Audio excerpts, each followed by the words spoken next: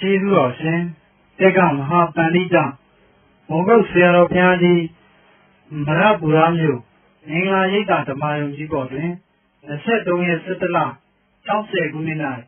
ဟောကြားဆုံးမတော်မူသောစေရနာကံသင်္ခါရတရားတော်သင်္ခါရကံစေရနာသင်္ခါရရဲ့ကံရဲ့စေရနာရဲ့ဒီလိုလိုကံရဲ့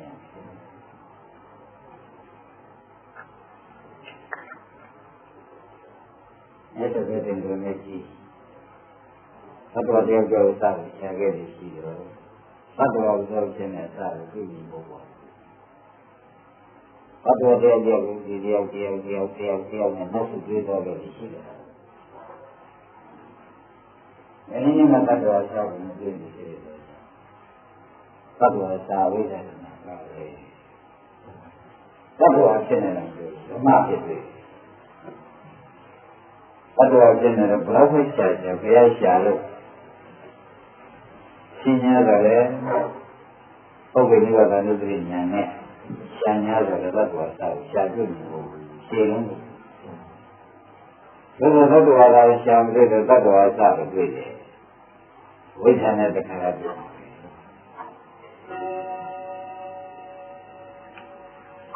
ဝိဇ္ဇာဆိုတာဘာလို့မေးတဲ့အခါကျတော့ရှင်သစ္စာလေးကိုမသိဘူးသစ္စာလေးကိုမသိတဲ့ပုဂ္ဂိုလ်ဟာပြည့်စုံတဲ့ပြည့်စုံပြည့်မယ်ဆိုတော့ဒီပုဂ္ဂိုလ်တရားကိုမှတ်ပါနော်ဘုံညာလေးတန်ခါရလည်းသူပြမှာအဘုံညာလေးတန်ခါရလည်းသူပြမှာဒါကြောင့်ဒီလိုဘုံညာလေးတန်ခါရဘုံညာကဘုံညာဘိဓင်္ဂါရကပြုမြင်တတ်တယ်ပြုမြင်တယ်ဆိုတော့ခန္ဓာပြုမြင်တယ်အဘုံညာလေးတန်ခါရအဘုံညာကအကုသိုလ်တရားဘိဓင်္ဂါရကပြုမြင်တာအကုသိုလ်စေနာလေးမဟုတ်တဲ့ပေတ္တရောပေလေးပါခန္ဓာကြီးပြုမြင်နေမယ်ဆိုတော့သံဃာတော်ပဲဘုံညာလေးတန်ခါရကလည်းဝေါခန္ဓာကြီးပြုမှာပဲဝေါခန္ဓာဆိုတော့ခန္ဓာခန္ဓာဇမခန္ဓာလေးပေါ့ဗျာဝိပါကဝေါခန္ဓာလေးဒါပေမဲ့ခန္ဓာ၅ပါးပေါ်မယ်ဆိုတော့ဆက်ကဒီသုံးတန်သမဂါလုံးဖတ်နိုင်တယ်ခန္ဓာ၅ပါးရဲ့အစာဝိဇ္ဇာသင်္ခါရကဆိုလို့ကောင်းပြီဒါလည်းမသိတာဝိဇ္ဇာမသိလို့ပြည့်နေတာဖြစ်တာသင်္ခါရပြည့်နေလို့ပေါ်နေတာပေါ်လာတာခန္ဓာ၅ပါးဟုတ်ကဲ့ကောင်းပြီဒါဖြင့်ပြည့်မြင်တတ်တဲ့တရားသင်္ခါရကိုဆိုတဲ့ဝိဇ္ဇာအုပ်ချုပ်ပြီးမသိလို့ပြည့်နေမသိတာဝိဇ္ဇာပြည့်နေတာသင်္ခါရပြည့်နေလို့ပေါ်လာခန္ဓာ၅ပါးဆိုတော့စေနာရဲ့ကံရဲ့သင်္ခါရရဲ့ရှင်းလို့ပါလို့ဆိုတာမနေ့ကစေနာကံသင်္ခါရရှင်းလို့ဒါတော့သင်္ခါရရှင်းဖို့သင်္ခါရရှင်းတာသင်္ခါရဆိုတာအဘိဓမ္မာခန္ဓာပြည့်နေတာအဘိဓမ္မာဟုတ်တယ်ဒါပြန်ဝိဇ္ဇာဖြစ်တဲ့သင်္ခါရသင်္ခါရဖြစ်တဲ့ဝိညာဏဆိုတော့ဘုရားဘာလို့ကြိုက်ပေါ်မကြိုက်ဘူးဒါပြန်သင်္ခါရအဘိဓမ္မာသင်္ခါရလည်းဒီလိုမလိုက်သူကတော့ဖြင့်မပြည့်ပြင်ပါနဲ့ဆိုလို့မရဘူးအကြောင်းကိုဝိဇ္ဇာရှိဖို့လုပ်တဲ့တရားပြန်ဝိဇ္ဇာရှိဖို့ပေါ်လာတဲ့တရားပြန်ဒီခန္ဓာ၅ပါးဒုက္ခသစ္စာတရားကြီးဟာ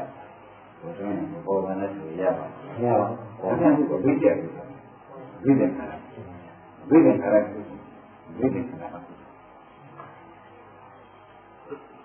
မောင်ပြည်နေတဲ့သင်္ခါရလေးကောင်းပြီသင်္ခါရပြည့်စရာဝိညာဏကလည်းဘာသာဝိညာဏဘောင်းလို့ပေါ်တယ်ဒီနေ့ဟုတ်ပြီနော်အဲ့ဒါလေးတရားရှင်ဘုရားကြီးကတော့ဝေဒနာကိုသူရိကထားတယ်ဒီကခန္ဓာ၅ပါးနဲ့ဝေဒနာပြည့်စရာသနာဘူးလားခန္ဓာ၅ပါးနဲ့ဝေဒနာပါမယ်ဟုတ်တော့ဝေဒနာပြည့်စရာသင်္ခါရလို့သနာလို့မှတ်နေတယ်ယူပပြည့်စရာသနာယူပသနာရှင်းပြီ ဥပဒနာလည်းရှိတယ်ဝိညာဉ်ပစ္စယတဏှာလည်းရှိတယ်ပညာပစ္စယတဏှာရှိတယ်သင်္ခါရပစ္စယတဏှာဝိညာဏပစ္စယတဏှာသမဉာဏ်လောကပိယကပါဠိဒါကပြိက္ခမကြီးသဘောဉာဏ်ပိယတတဖြစ်တဏှာဖြစ်တယ်ဒီပလင်စေနာလောကိဣတိသာသနာမရှိဘူးဒါခန္ဓာ၅ပါးကြောင့်ပါဖြစ်တဏှာဖြစ်လို့ဝေဒနာကတော့ပြီးတော့ကြောင့်ခေါ်လိုက်ပြီးရှင်းပါလားတဏှာလည်းရှင်တဏှာရေးကြည့်တဲ့နေမှာကိုကြီးထွားလာလို့ရှိရင်ဥပါဒံခေါ်ကြမှာပဲဥပါဒံကပြည့်စရာဟောကမ္မဘဝဆိုတဲ့စေနာစေနာပေါ်စေနာမဲ့ကိုကမ္မဝရစေနာမဲ့ကိုကမ္မဝရမိ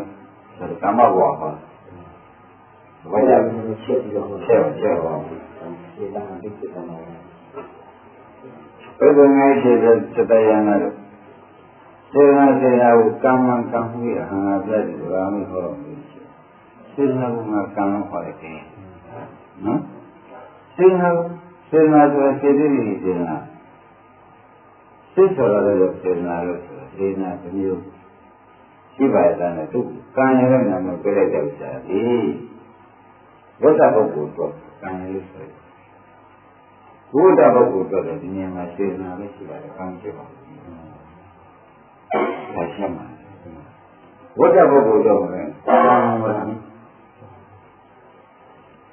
ဘုရားပုဂ္ဂိုလ်တော်မှာဆိုရှင်ဖြင့်တဲ့ဒုစရသည်ဟောတိကံစေနာလေးရှိတယ်ဟောတိကံစေနာလေးရှိတယ်ဘောကြဒါဖြင့်စေနာတန်ခရုစာဒီချက်ပေါ်တယ်ဒီစေနာလေးကျုပ်လေးတယ်ချုပ်ပေးတဲ့စေနာကိုကံလို့ခေါ်တယ်ကျုပ်မပေးတဲ့စေနာကိုစေနာလို့ခေါ်တယ်ဟောကြဒါဖြင့်မျိုးစေ့တာပြည့်မောင်းတာကိုသိတာပေါ့မျိုးစေ့ပြည့်အောင်တဲ့ကံမပုဂ္ဂိုလ်လိုခေါ်ရပါဆိုတော့ဝတ္တဝိသခေါ်ရတယ်အောင်မေးကြထားပါဦးနဲ့ဒီလိုမှကျောင်းနဲ့ပြီးလို့တော့ပြောတယ်ဒီပရိသတ်ကဆောင်းနေတာနော်ဒီကြောင့်ကဆောင်းနေတာပါကာမဘဝဖြစ်ပြကာမဘဝဖြစ်ပြဒါလေးအားဒါလေးလေးဧကံကျူးပြီးလို့ရတယ်ဝိဒ္ဓပုဂ္ဂိုလ်လုပ်တဲ့ကံဖြစ်နေတာဝိဒ္ဓပုဂ္ဂိုလ်လုပ်တဲ့ကံဖြစ်နေတာဒါလေးလားမလာပါနဲ့ကြည့်ရပါမရဘူးဒါလေးဓမ္မဟုတ်ဖြစ်တယ်ရှင်းလားဒါဖြင့်ဒီခုရှင်းတာဒီဝိဒ္ဓပုဂ္ဂိုလ်တို့ပြိဿမောဟောတာဖြစ်ပြီးတော့ကြောင့်သင်္ခါရနဲ့ကာမဘဝဟာအတိတ်နဲ့ပြည့်စုံပါမှာကွာနော်ဒါကဒီဒါကပြည့်စုံကံအတိတ်ကံကိုကာမဘဝလို့ခေါ်တယ်အတိတ်ကံကိုသင်္ခါရလို့ခေါ်တယ်ပြည့်စုံကံကိုကာမဘဝလို့ခေါ်တယ်ဒါလေးမှတ်လိုက်ဒီဒါပဲဒီမှတ်လိုက်ဒိဋ္ဌံကိုပါခေါ်ရဒိဋ္ဌံကိုသင်္ခါရခေါ်တယ်ဒီစကားကာမဘဝရှင်းဒါဖြင့်ကျွတ်တော့ခင်ရတော့ဒီတချို့အရိယဘုရားကိုကံကြည့်လို့ပြရဘုရားကရှင်သာရိပုတ္တရာရောက်ရှင်သာရိသမဂ္ဂဝေဒီနေ့ရှိရှင်သာရိပုတ္တရာကရှင်မောင်ရှင်မဂ္ဂဖတ်ဘုရားကနည်းနည်းကျေကောင်းမှာသွားတယ်။ဒါချင်းအောင်ဘုရားယူရှိတယ်ရှင်ပြီးကြတာဘုရားကြည့်လိုက်ဒီမှာကံရောက်ပြရဟုတ်ပါအဲ့ဒါကံနဲ့ဒီကံကဘာကံဖြစ်လို့ဆိုရင်ကြောက်ပေါ်မှာပေါက်တယ်ကြောက်ပေါ်မှာချတယ်မျိုးစိရင်းမြတော့ကံပြုတာများမှကြတယ်ချုပ်လို့သူကြတော့ကံလို့ဆိုတဲ့ကိရိယာလို့ဆိုတဲ့ကိရိယာလို့ဆိုတယ် အဲ့ဒါမျိုးကြတော့ပြုကံမှမတတ်တဲ့ကံပြုကံမှမတဲ့ကံတော့ခရိယာတဲ့ကောင်းပါနော်စေနာဝိကကမ္မရာမိကမ္မတတ္တိဥပ္ပဇိကျတော့ထားဘူးဆိုကမ္မတတ္တိဥပ္ပဇိတတ္တေကတော့ကာမေကံတိတိချီလို့ဥပ္ပဇိရုပ်ပြီးရုပ်ပြည့်တဲ့ဆိုတော့ကံပေါ်ရုပ်မပြည့်တဲ့စေနာမျိုးကြတော့ဟိုစေနာနဲ့စေနာတော့တာပဲရှိတယ်ကံမရောက်ဘူးရှင်းဒါပြန်ဘယ်လိုမှကိုယ်ရရှင်းပြီးသားကိုစေနာမျိုးလိုနေတယ်ရှင်းပြီးသားဆိုတော့ဘုရားလုံးနေတယ်ဒါလည်းရှိသေးတယ်ဘုရားလုံးမရှိတော့ဘူးဒါကကာမဘဝနဲ့သင်္ခါရကိုထူပါကာမဘဝသင်္ခါရဆိုတာကတော့အမြင်ပရိသေကိုပြုပြီးတယ်နော်ကာမဘဝကပေးရှိနေပေးနော်ကာမဘဝကစိတ်တို့များလို့က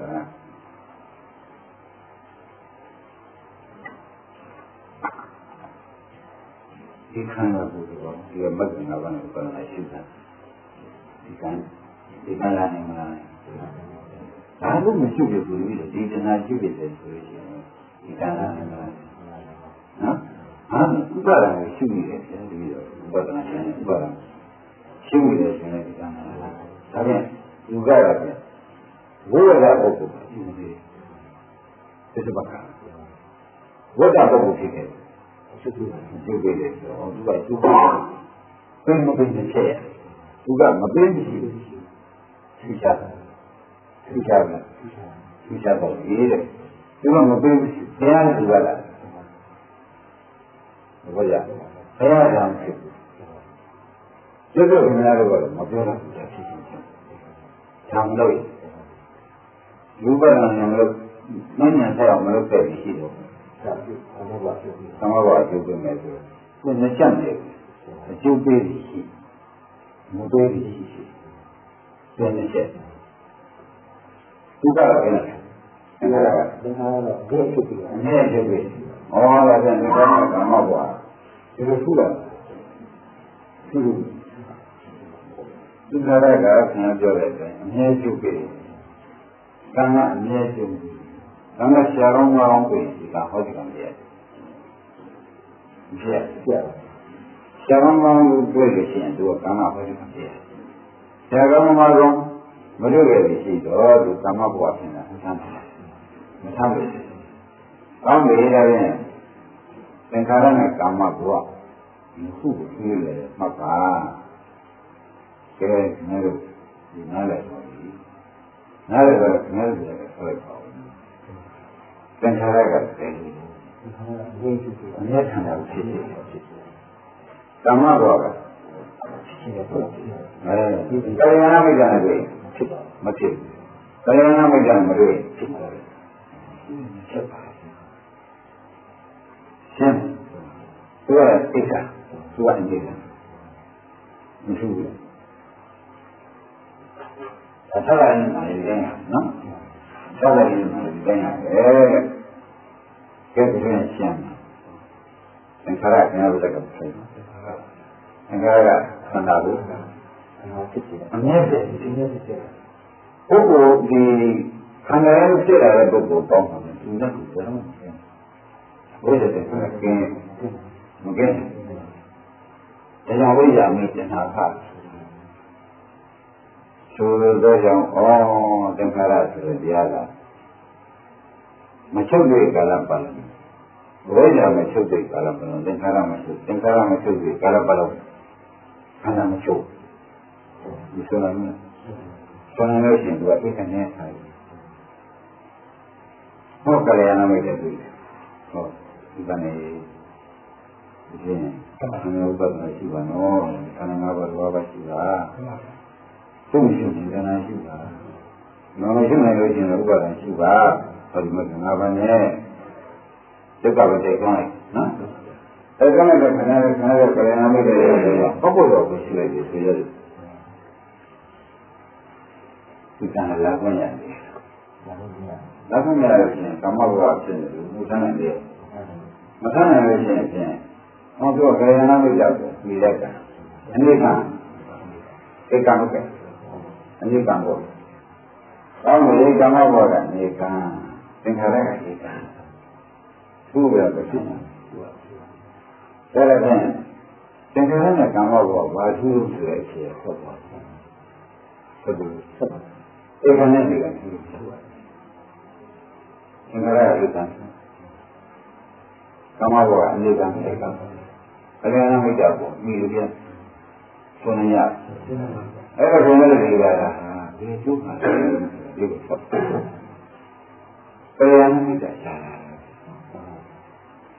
အရဟံမိတ်တာရှာလာတော့ဒါကြောက်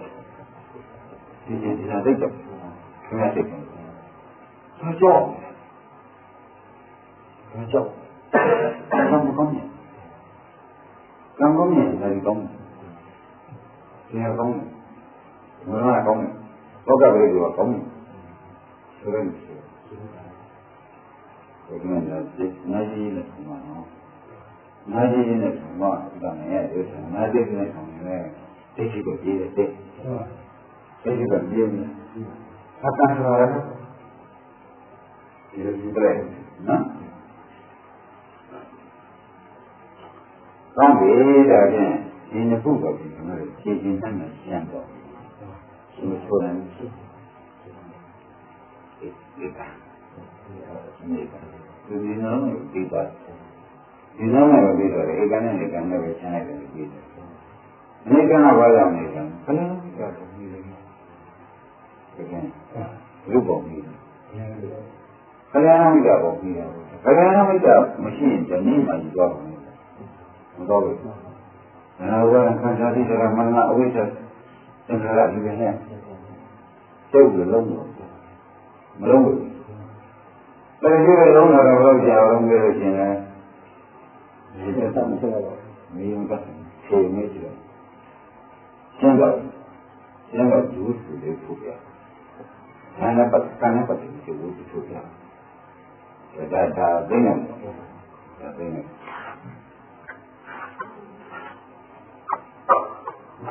လုံးဝလိုက်တယ်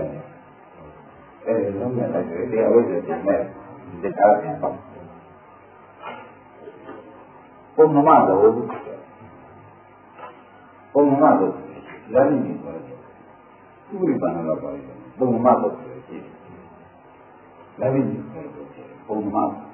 လက်ကြည့်တယ်နာဖြစ်တယ်နာပြန်ပေါ်မှာတော့တော်တယ်နာအားထုတ်ကြဟုတ်တယ်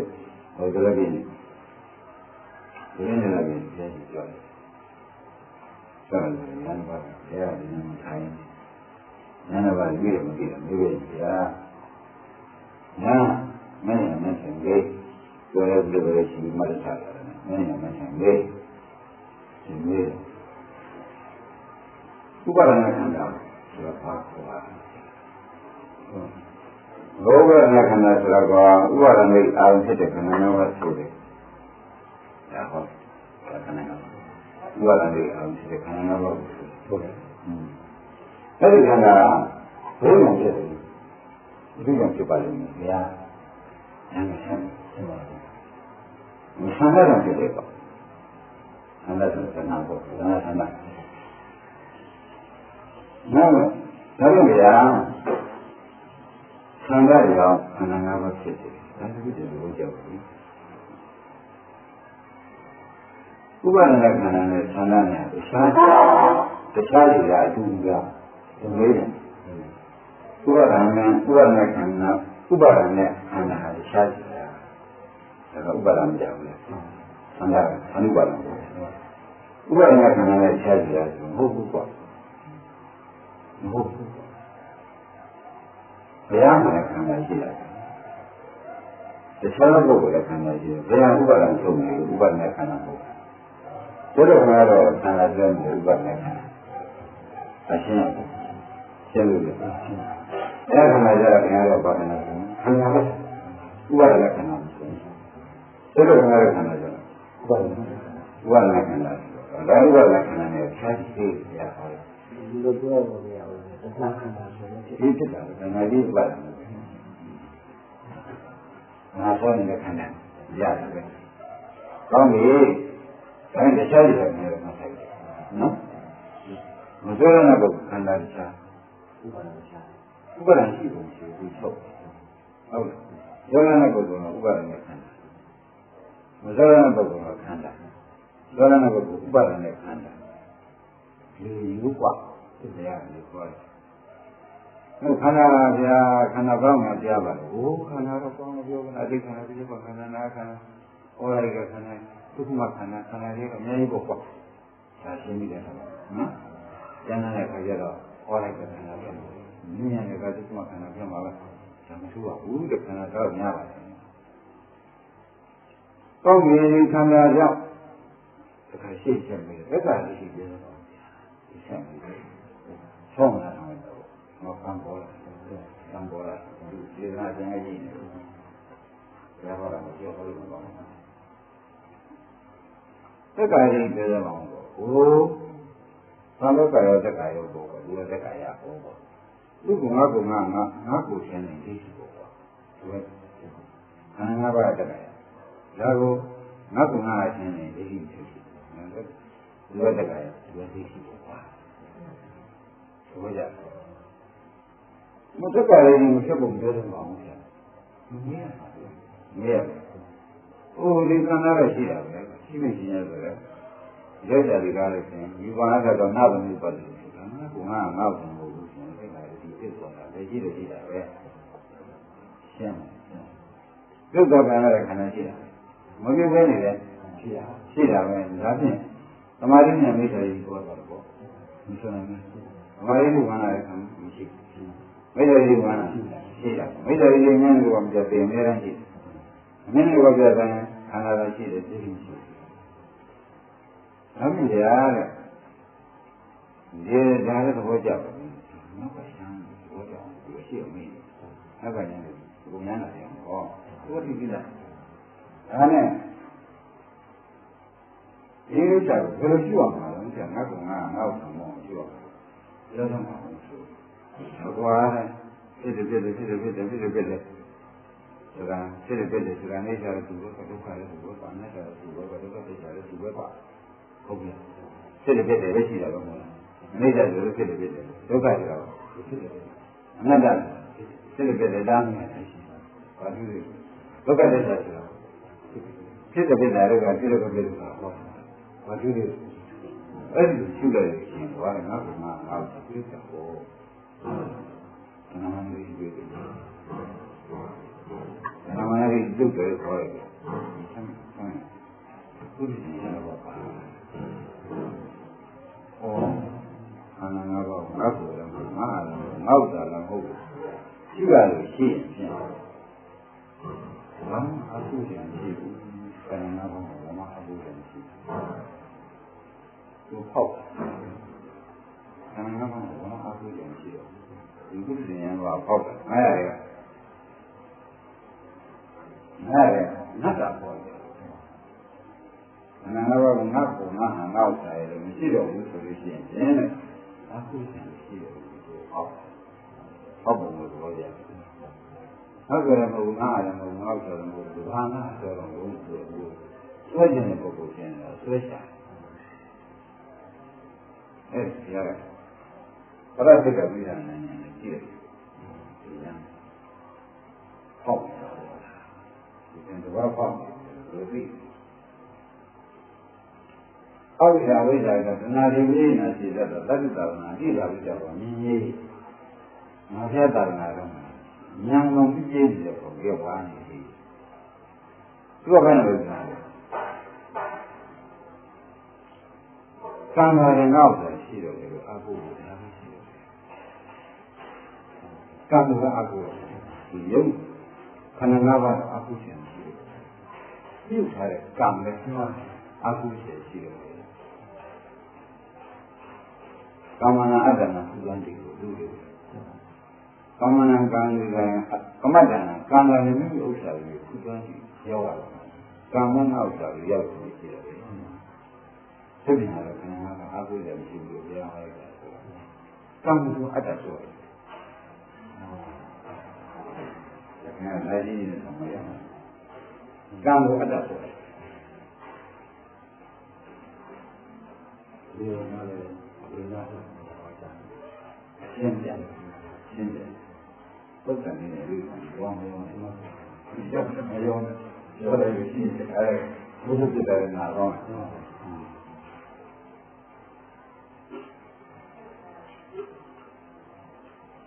ကံရတယ်ကံရတယ်ငါအကူရရှိတော့မှာပဲခန္ဓာ၅ပါးကဒီခုမှအကူရမရှိတော့ဘူးငါကောင်ငါငါ့ကိုလို့ဘူးလေကံကငါတို့ခါတယ်ဆိုငါအကူရမရှိတော့ဘူးဆိုရမှားတာတဲ့မင်္ဂလာလို့အများတို့ဒီလိုအကျဉ်းကိုရှင်းရပါဘူးဘုရားကလည်းကိုဟောက်ဘုဖောက်ဘယ်နဲ့လဲဘာကြောင့်ဟုတ်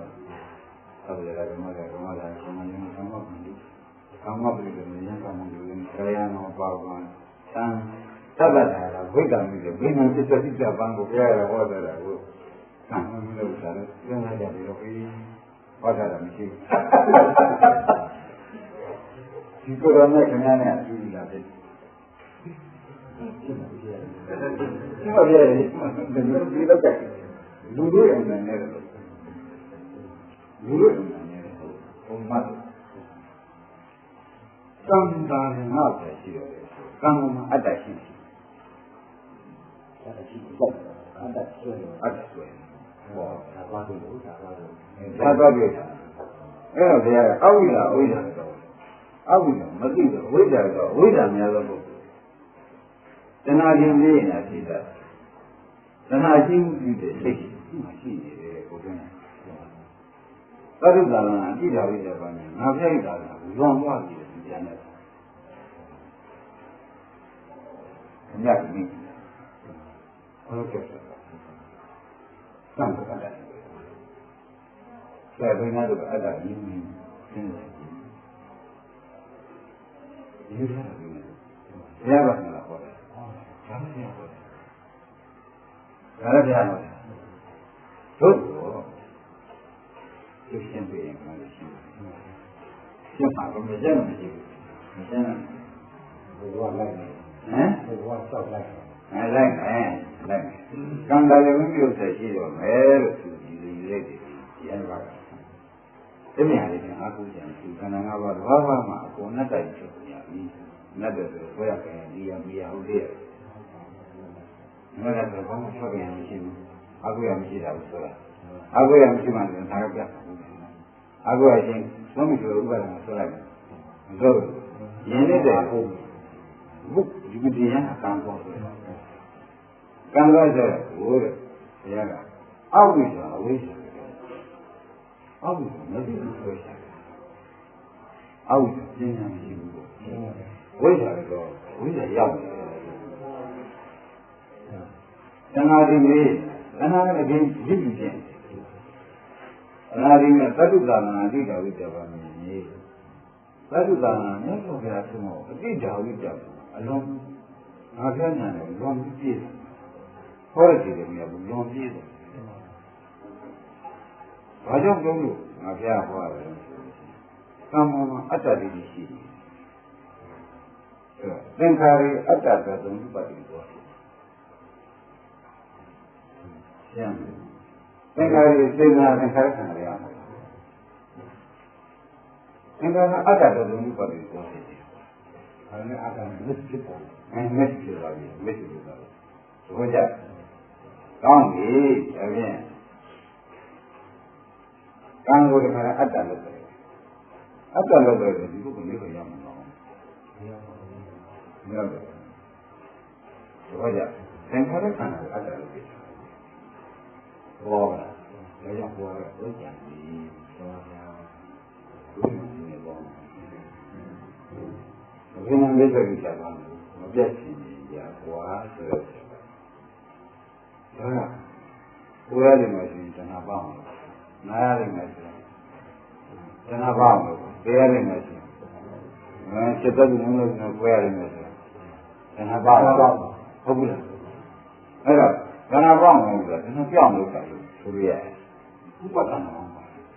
ပါဘာလဲတော့ဥပဒနာဉာဏ်မလားကံလာလို့ကံမောအတ္တလာလို့ရှင်းပါကံမောမှာကံလာရင်ငေါ့ချပဲဉာဏ်ကမြည်ဘူးဆိုတော့ကံငေါ့ချပဲလို့သူယူလိုက်လို့ဖြင့်ကံကိုသိမ့်ပိုင်အောင်ရောက်ပြောရကံမတန်းပဲကံငေါ့ချပဲအဲတော့ဖက်တာကံကိုဖက်တာကံဖက်တာကံကိုဖက်တာတဲ့အခါကျတော့ဘယ်လဲဘာဖြစ်သွားလဲမေးတဲ့အခါကျတော့ကံမောဟတိဖြစ်သွားဆိုတော့ရှင်းကံကိုအတ္တလို့ပြောတယ်ကံမောဟတိဖြစ်တယ်ပဲဖြစ်နေတော့သိနေတော့ပါအခုတော့ဒီနေ့ရှင်ပြောသူတည်းကပါဠိတော်ဒီမျိုးပြကိုစိတ်ကိုချုပ်ချက်ကဒီစိတ်ကမြင်နေတယ်ဒီစိတ်ကမြင်နေတော့အခုမျိုးလို့ဖြစ်ဆန်းရရမယ်ဒီဘက်ကလည်းရုပ်ကြီးကိုဆင်းနေပြီဟုတ်ပါဘူးဝိညာဉ်ခန္ဓာဝေဒနာကြီးသိဉ္ဇခန္ဓာသညာတရားပြီးပြီသင်္ခါရခန္ဓာလည်းစေနာပန်းဒီသင်္ခါရခန္ဓာလည်းစေနာကာမှုတို့အတ္တသွားတယ်အဲခန္ဓာ၅ပါးဘာအတ္တဆိုဘုရင်ရေးပြီဝိညာဉ်ခန္ဓာတို့အတ္တမဆိုဘူးဘောတော့ဟိုဒီပုဂ္ဂိုလ်မိဘရနိုင်မြန်ရှင်းဘယ်လိုလဲရှင်းဘယ်လိုလဲကိလေသာကနိစ္စတော့ပတ်သက်တော့အနိဗ္ဗာန်ခံပြီးနောက်လာပြီဒီကုသိုလ်သင်္ခါရကိုနိစ္စလို့ယူထားတယ်နိစ္စနဲ့အတ္တနိစ္စနဲ့အတ္တဟုတ်ပြီနိဗ္ဗာန်ရပါမရနိုင်ဘူးဆိုတော့သိရပါအဲ့မဖြစ်တော့မရရင်ဒီလိုဟောက်ပေါ်ဒီဟောက်ကြည့်မှာတော့ဒီဝိညာဉ်သစ္စာကိစ္စပါဝိညာဉ်သစ္စာကိစ္စပါသဗ္ဗေတိမနဝိနန္ဒဘောဝိညာဉ်သံဘောနဲ့အနတ်ရဲ့ဝိညာဉ်သဗ္ဗတရကမ္မဒါကမ္မဒါရကမ္မယံသံဃာယံအမိသံဃာယံခကံဃာယံပို့ရကံဃာယံမင်းနဲ့တော့လိုက်ရမယ်လို့ဆိုထားတယ်သုတ်တန်နေတယ်ဟောကံဃာဒီနေရာဖြစ်ဒီနေရာသုတ်တယ်ဥပဒနာနဲ့မရှိနိုင်ဘူးဥပဒနာရှိနေဖြစ်တဲ့နေရာမှာဖြစ်တဲ့နေရာမှာဖြစ်ဒီဘဝလေးမှာလာတော့လို့စတယ်လို့ဒီဘက်ပြန်စေနာလောကီဇာတ်ပြန်စေနာလောကီလာမယ်ဒီလိုဖြစ်ပါလိမ့်သစ္စေတာတနာလို့တဏှာလေးကြီးလို့ဘယ်ရမှာမသိမဆိုဘူးသူ့ပဲရဒီကံကိုလည်းဖြစ်တဲ့ရှိပါရှင်းသူ့အဘောကမှလည်းဖြစ်တဲ့ရှိပါဖြစ်တဲ့ရှိပါဘုဒ္ဓရှိလိုက်တဲ့အခါကျတော့ရှင်ဘုရားဒီသမာဓိရှိကဒီတရားမှာသမာဓိရှိဖြစ်နေတယ်ဘုရားအတ္တရရှိဆိုတော့ဘုရားမှာသမာဓိရှိဖြစ်ပြီးတော့သမာဓိဖြစ်သွားတယ်အဲသမာဓိဖြစ်သွားတော့သူကမ္မဝါဒီရှိသေးရဲ့ဒီရမ်းမရှိတော့မရှိတဲ့အခါမရှိတဲ့အခါကျတော့ဘုရားရဲ့ကိုယ်ကိုမြည်တယ်ဟေးသဗ္ဗေသမဏတာဟောတယ်သဗ္ဗေသမဏတာဆိုကံကြီးပဲကြံပြီးကြောက်အဲ့ဒါကိုခေါ်လိုက်တော့ခုနကရဟန်းရတယ်ဒီမှာသူလည်းခုနကဘူဟောက်နေတဲ့ပုဂ္ဂိုလ်ကသဗ္ဗေသမဏတာကိုခေါ်ရတယ်ဒီကျုပ်ကမ္မဏတာရှင်းကံအတ္တရဏတာအနတ္တမူကအာဟုရရပါမလားဆိုတော့သုတ်တန်နည်းနဲ့တော့နော်သုတ်တန်နည်းနဲ့တော့အာဟုရအဘိဓမ္မာနည်းနဲ့ဟောဘိဓမ္မာနည်းနဲ့တော့သဗ္ဗေသမဏတာဆိုရင်လည်းပြီးတော့သဗ္ဗေလုံးကဘုံတေဘုံကတရားတွေဆိုတော့ဘုံနဲ့တက်တယ်ဖြစ်ပြီဘယ်ဒီပါရင်းလည်းရှင်းဒါဖြင့်ဝိညာဉ်လို့ခေါ်တာကဘယ်ကျုံမှာဟောလို့ဒီမှာအနတ္တခေါ်တာကဘယ်ကျုံမှာဒီအနတ္တခေါ်တာကသောတာပန်သရဏနာရဏနာဖြစ်ပေါ့ဝိညာဉ်လို့ခေါ်တာကတဏှာကြီးပါလို့ဟောပါအောင်လို့ကြကြောက်လို့တော့ရှင်းဒီကဆရာတော်ခေါ်တော့အနာရမလို့ဒီတရားသူဒီနားလေးပါလို့ဟုတ်ညတော့ဒါလေးပုံစံဒါလေးအဲ့ဒီတရားနာရဲပြန်ကြား ကံပါရမင်းလို့ဆိုသူအကုပဲလို့ယူထားလို့ရှိရင်တဲ့ခင်ဗျားတို့ဘာဖြစ်မလဲလို့လို့ရှိတချို့နေဆာယာအမှုပါရင်ဟောတော့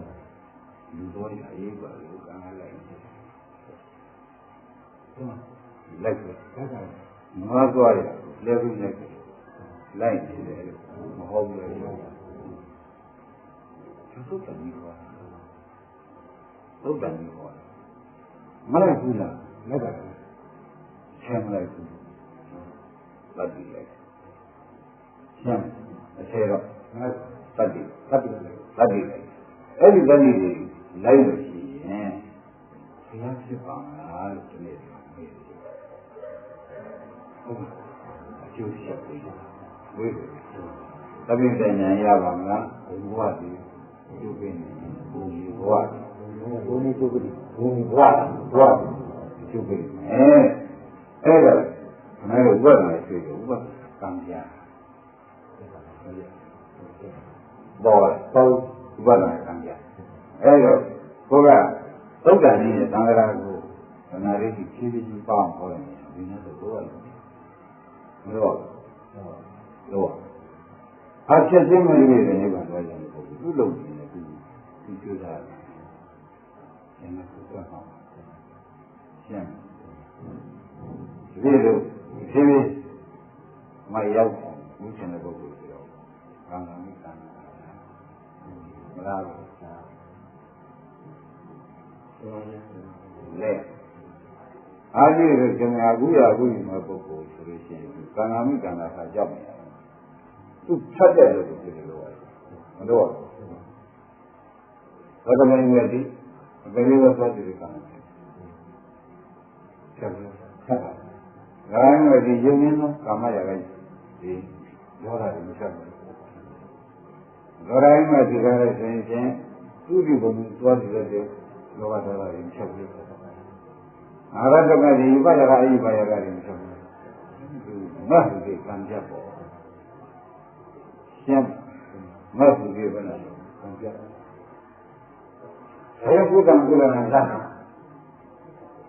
ကာယရောလားဟုတ်ပါဗျာမလာဘူးဟာသူ့တော်ကိုဆောင်းနေတယ်ကွာမဆောင်းဆောင်းလာတယ်သူပြရတယ်မဆောင်းဆောင်းတယ်သူဆောင်းနေလို့ဆောင်းလာသူအဖြစ်မကဖြတ်ပေးတယ်မကဖြတ်ပေးတယ်အဲ့ဒါမဟုတ်ဘူးငါတို့ကံပြမှာနော်ဘုံဘဝဟူသည်ကံဆိုင်လိုက်ပြီမှာကွဲပြီလားဘုံဘဝပြောပြတာပြီးတယ်ကံဆိုင်နိဗ္ဗာန်ပြောပြတာပြီးမိတ်ဆက်ကွဲဘုံဘဝပြောပြတာပြီးတော့ကံဆိုင်တယ်သဘောကျဘုံဘဝကြောင်လုံးပြီးဒီကလာနိဗ္ဗာန်ပြောပြတာပြီးတော့မိတ်ဆိုင်တယ်သဘောကျရှင်းမရှင်းလို့ရှင်းပါပြီဒါဖြင့်ကံကလည်းငေါ့ပဲရှိရတယ်ဆိုတဲ့အစွဲမျိုးကိုငါတို့ဘုရားနာအားထုတ်နေတယ်ကံကောင်းလို့အားထုတ်တယ်ကံကဖြစ်နေတယ်လားဆရာကောင်းတယ်ဒီလိုလူမျိုးတွေတော့ကံနမနဲ့ရှားရတာရှင်းဒါကဟောတာဒါဒိဋ္ဌံဝိပဿနာရှင်နာလောကေတတ္တရှင်ရှင်နာလောကေကံဣတိတာဒနာနဲ့သူ့နောက်ပဲနာလိုက်တယ်ပေါ့မလိုက်ဘူးဥစ္စေနာကိုအားကိုးတယ်ဆိုတော့ဒိဋ္ဌပါဒံရှိတယ်ဟမ်ဒိဋ္ဌပါဒံဖြစ်နေတယ်ရုပ်တော့ပုစ္စေနာလေးကိုအားကိုးနေရတယ်ဆိုတော့ဘာပါလဲဒိဋ္ဌပါဒံကံကုန်လားဆိုလို့ချင်းဒီဒိဋ္ဌိရှိရမယ်ဆိုလို့ချင်းခင်ဗျားတို့ဝိညာဉ်နဲ့ပါလို့ပြောတယ်ခင်းနေဒီလိုမတတ်ဘူးလားဒီလိုမတတ်ဘူးလားနော်အဲ့ဒါအယူလို့မှားတယ်ဆရာရဆရာကံတတ်လေးကြီးသုံးတယ်ဉာဏ်တတ်လေးသုံးတယ်ကိုပြင်လို့ရာမှတ်တာရာမှတ်တယ်ဉာဏ်တော့ဒီလိုတကယ်ရှုပြီးတော့သိလာတာလို့ပြောတယ်ဒီမှာတော့ပါလာတယ်ဒီလိုသွားပြင်ရတယ်ပါလာတော့အတော်ဒီပါလာနဲ့ပါလာဒီလိုသိတယ်ဒီလိုဒီပါလာဆိုတာငါရည်ချင်းခွဲရည်ချင်းနော် Otherwise, what am I going to do? Time is on the no? Nine is on the book. Time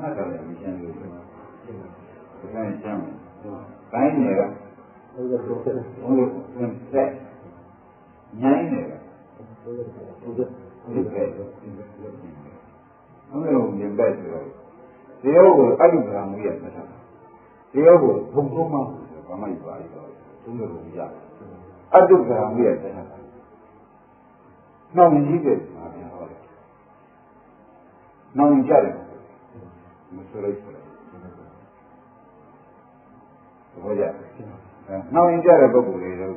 kind cannot be sure to do. Yana, knowing them, very you will. Walla.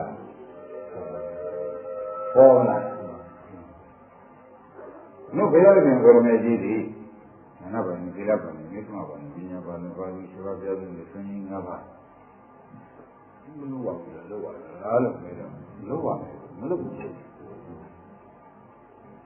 What is you doing?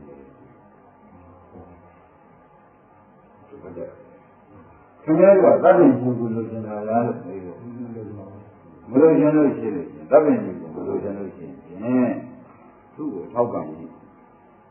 Nobody was down on paper. Many, many, some of China, shall do. We don't do. You should water and a water belongs to you. Then, looking at you can remember the first idea. Just turn the change, talk on here. And I know the first idea, just turn the change, talk on here, but I'm not looking at it. How do you know that? We have a man, how about but oh, yeah.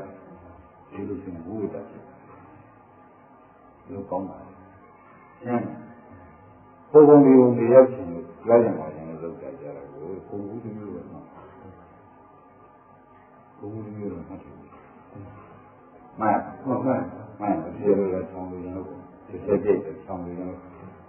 So come here at the lady, you know. Another cut line was full of it. Look at him. Look at him. There I am. What are you doing? Look at this and be looked at and not yes, look at this and be looked at and not look at that and look at and not be that. Look at that. And what that? What that? What that? What that? When they were eating it, when they were eating by your power, so cool is flashing the real.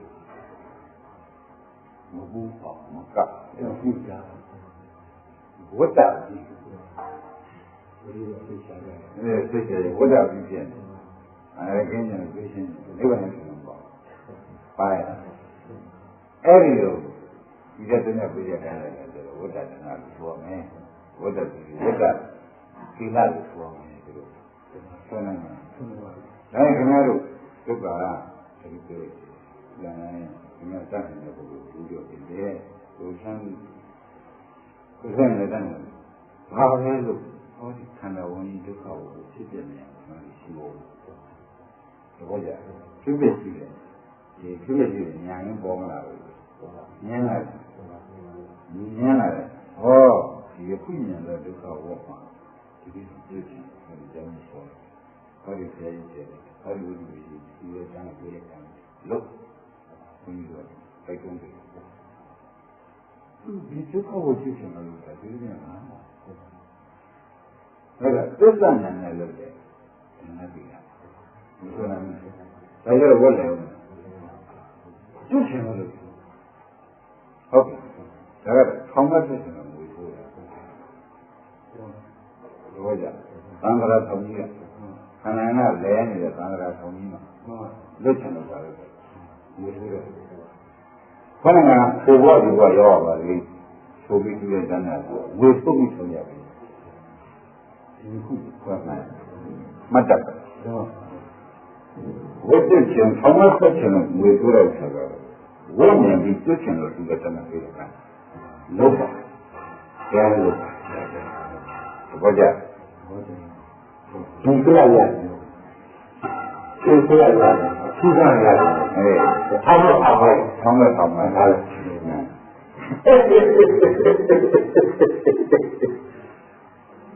ဝိကရနဲ့ထောင်းမယ်ဧကရနဲ့ထောင်းမယ်ဆရာနမောတက်ကကြောက်တာလို့သိရတယ်အေးနမောတက်ကကြောက်တာထောင်းတာထောင်းကြဒါမှမဟုတ်နမေပြတ်တယ်အေဒီဖတ်မှာနော်ပုံရနမေရထောင်းဖို့ကြဒီတော့ဘာနဲ့တွေဘာနဲ့တွေသွားလေရဲ့ဘာနဲ့သုံးတယ်ဆောင်းဖို့ပြီးသွားလေရဲ့ဒါပဲဒီကလကဒီမဲ့တော့ရှင်းလို့သူ့ရဲ့ပေါ့ဆောင်းပါဖတ်တယ်ဒါလူတို့မြင်နေတော့ဓမ္မဘုရားရှင်ကိုနဲ့နောက်ပြီးရတယ်လို့ဘုရားနဲ့နာမကျင့်တယ်ဘုရားဥပဒါတော့ဥပဒါလည်းသူဖြစ်ရှိပြီးတော့ဒီဖြစ်တဲ့မလို့ကျွန်တော်ဒီကြောင့်ကိုကောင်းလို့ရှင်းအဲ့ဒါဘာလို့မှလာတော့ဘုရားမလို့ဘူးလို့အထက်မိကမဟုတ်ဘူးဒါနရကဌာနထဲမှာဝိပဿနာဌာနရဲ့ဌာနမှာနာမည်တယ်ဉာဏ်နဲ့ဌာနနာမည်တယ်ရှင်းအထက်မိကမျိုးဖြစ်ပြီးတော့ပေါ်တယ်မျိုးသာကြည့်ရတွေ့နော်သမထဥပဒနာဌာနနဲ့ဌာနမှာအမြတ်ဆုံးတာအခုဖြစ်ဖြစ်ကြည့်တယ်ဒါအဲ့ဒီသစ္စာလို့ကျွန်တော်ဖြစ်ဖြစ်ဒုက္ခသစ္စာကြီးလို့မမြင်လို့ရမယ်မြင်တဲ့ခါကျရင်ဒါကြီးမှကျွတ်ချင်နေရင်ဒီမလာဘူးလေလာလို့ကျင်တယ်ခုနကကိုရှိတယ်ဒါမှမဟုတ်ဒီကိုဆိုရဘူးလို့ဆိုရတယ်ဆိုရပါဘူးဆိုရတယ်ဘုရားနဲ့လို့ထုတ်တယ်ကြတော့ထုတ်တယ်ဒီလိုတန်းပြေးတာဟုတ်ပါဘူးဟုတ်ပါအဲ့ဒီလိုဆိုလို့ချင်းမဲကာမနာပေါင်းကိုနေတယ်တိုက်တွန်းတယ်နော်ထောင်ကြောင်းတယ်လို့မလုပ်ဆိုတော့ဒါဘောပါရကောင်းပြီဒါနဲ့ဒါဖြင့်တတိယစေနာသင်္ခါရလည်းရှင်းသွားကာမဘဝလည်းရှင်းသွားနော်ဒီကံကိုလည်းအာမဂုကောင်းတာစေနာကံကိုလည်းအာမဂုကောင်းတာရှင်းသွားဥပဒနာဉာဏ်နဲ့ရှင်းသွားအောင်လို့ဘောကြအာဂုလည်းဒီကာမဘဝကြီးဒီပေါ်တယ်ဒီရမလေးတွေ့တယ်မဆွဲငါဘာမှအကူရောဒီကာမအကူရရှိတယ်ဒီလိုမျိုးတင်မှာဒါဖြင့်ငါတို့စိတ်ကရေးပြီးလုံးဝအကြမ်းကာမအကူသိရှိနေရညံဟမ်ဘုရားလည်းအဲဒီကာမဝါဒီပုဂ္ဂိုလ်ကိုတောင်းလို့မလုပ်တော့ဘူးဘုရားလည်းလူကလျာဏမိတ်တော်များတယ်အခုတော့ဘုရားကဒီကရှိပါသေးတယ်အမှုကဘူးလို့ဆိုပါဘူးတဲ့ဒီဥစ္စာကိုခင်ဗျားတို့ဒီဧကံဟောတာတဲ့ဘယ်လိုကိုယူထားလို့မရဘူးသနာ့ဘသိပေါအောင်လို့တရားပါတရားနဲ့တရားနဲ့ဆိုတော့တရားမပေါ့ဘူး။အိုးရည်မှာဥမန်းသိတာတော့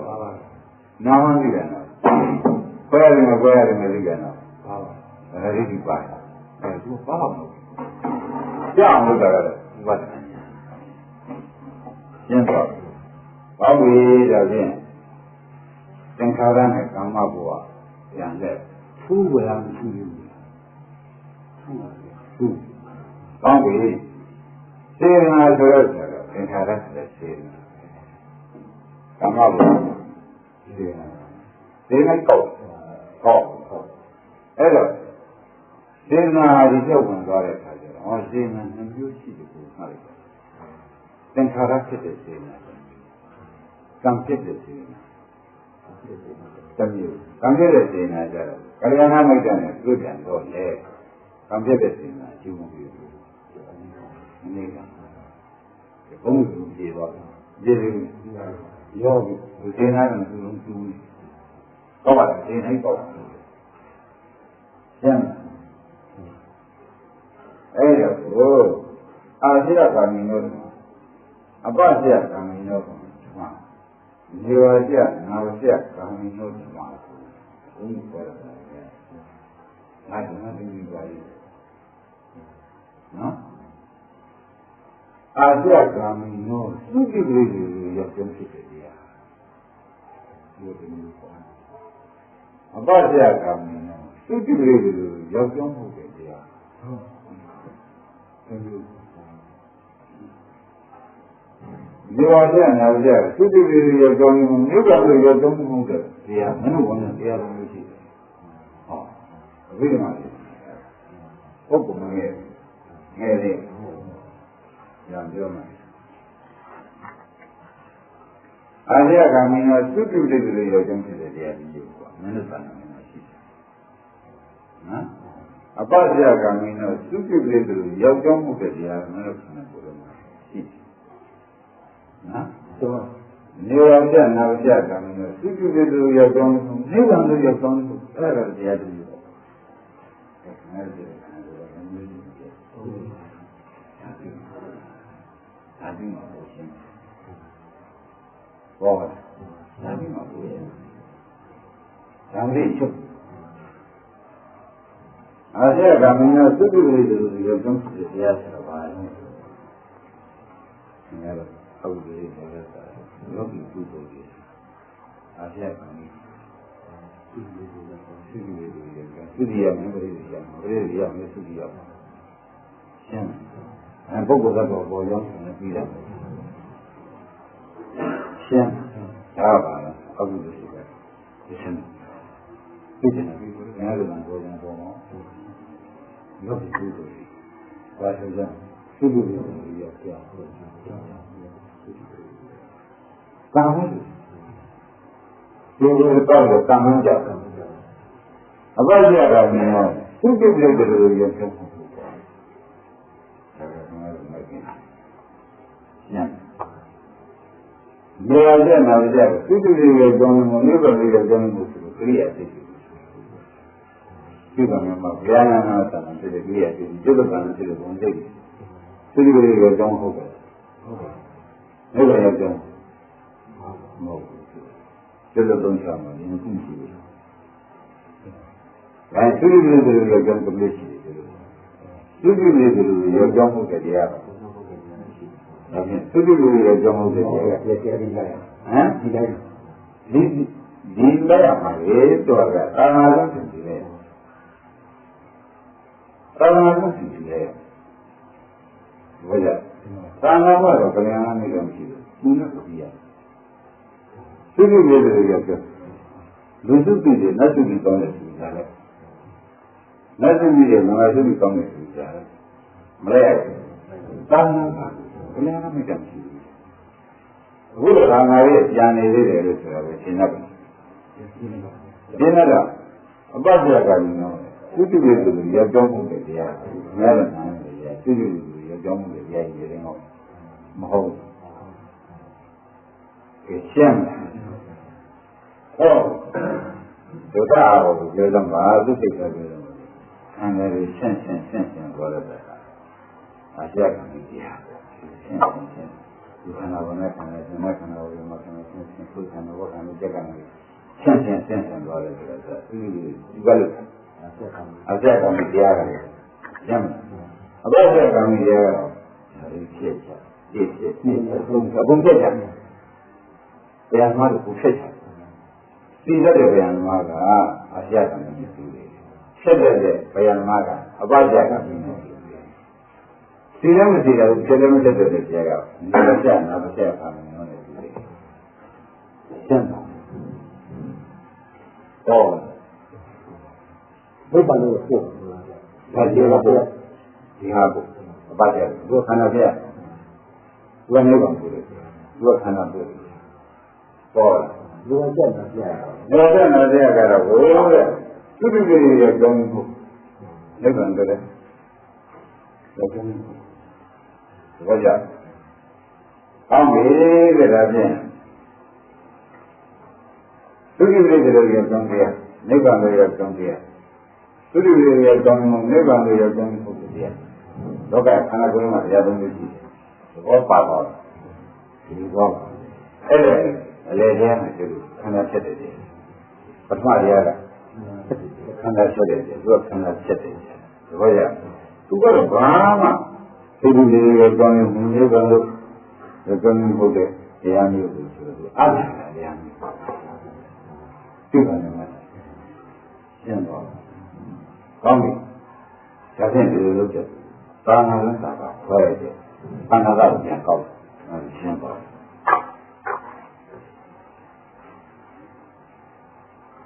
ဘုရားကနှမျိုးကြီးလားဘုရားနှမျိုးကြီးအဲဒီကဘုရားကနှမျိုးဘာနာလည်းကဘုရားနှမျိုးကြီးသာသနာ့ဘုရားသာသနာ့ဘုရားနှမျိုးကြီးပါနှမျိုးသာသနာ့ဘုရားသာသနာ့ရှင်းမလားအဲဒီချမ်းပါသမာဓိရှိဖို့သမာဓိရှိဖို့ဒီကံတာပဲသမာဓိရှိဖို့ကောင်းပြီဘုရားရဲ့ဉာဏ်မျိုးရှိနှမျိုးရှိတယ်မှန်တယ်သာသနာ့ဘုရားဘုရားရှင်သာသနာ့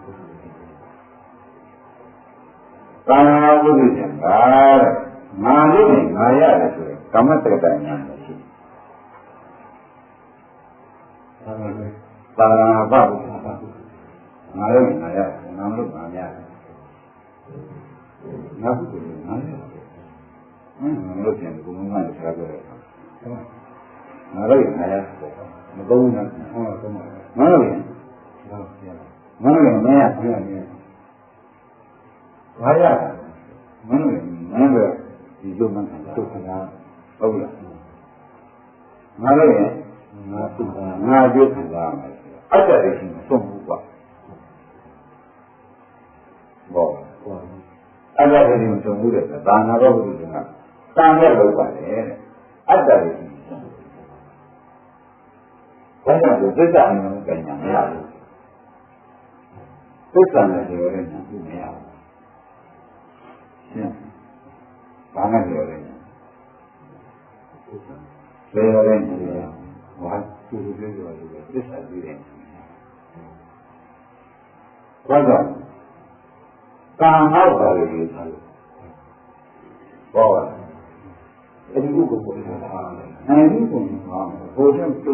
ကိုရတာဘယ်နဲ့အခုရင်မပါနိုင်တဲ့နေရာကနေဝိဇ္ဇာဥဒ္ဒဘာရင်ဖြစ်ပြီးဒီလို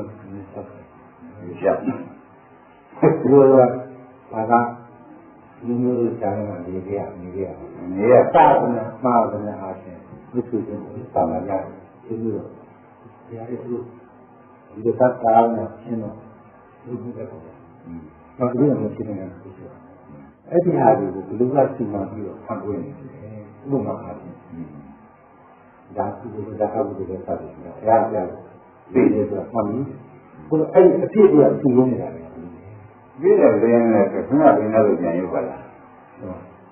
ကာမိကံဟာကံနာလို့ဟုတ်ပြီကံနဲ့ရှင်းမှာဆိုတော့ကံသူကရှင်းနေတယ်ဒီကမှမင်းကိုရှင်းမှလည်းဆိုတော့သူကြောင့်လည်းသူကျိုးပေါ်တယ်ဆိုလိမ့်တယ်မှုပါတယ်ပေါ့ရှင်းကံကမင်းသူဒီပါမင်းတို့ဒီပါမင်းငါဒီပါကံနဲ့ရှင်းမှာဘုရားရှင်မလို့ရှင်းရှင်မလို့ရှင်းသူဆောင်ရတဲ့တော့ရှင်းရှင်းတာရှင်းဒါပေမဲ့အဲ့ဒါသာသနာ့ဘာကမ္မဝါဒီမာရီအတ္တရည်ဆိုတာမှာတတ်အတ္တရည်ရှိသုတ်မစမ်းသူဟာသာသနာ့ဘာသမာဓိသာသနာ့ကိုမြင်ရတယ်ကောင်းကံဖတ်ကောင်းဒီပိဋကရာနေတော့